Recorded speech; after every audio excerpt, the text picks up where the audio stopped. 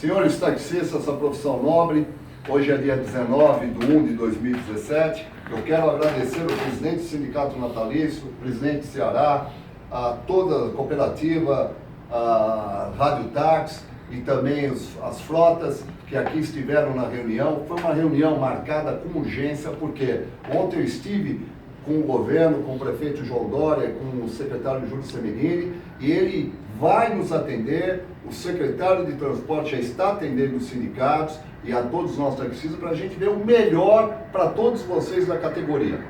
Hoje, a reunião que nós tivemos aqui é reunião de chamamento para que a gente seja unido, para que todos falem a mesma língua, para que a gente possa fazer o melhor para toda a categoria. É para o táxi preto, é para o branco e vermelho, é para o 606, é para o Uzi Táxi, enfim, para todos. Porque nós precisamos sair vencedores. Os senhores são trabalhadores e os sindicatos hoje têm que ter a postura que sempre tiveram em defender os senhores, e quero estar junto, defendendo toda essa profissão, e sem dúvida alguma Deus vai abençoar e nós vamos sair vencedores com esse governo que está entendendo o que vocês estão passando. Meu muito obrigado, e podem contar comigo, e sem dúvida alguma, com todos aqueles que agora nós não vamos entrar mais em nenhum tipo de milindres e fofoca. Nós vamos estar unidos para ganhar essa batalha.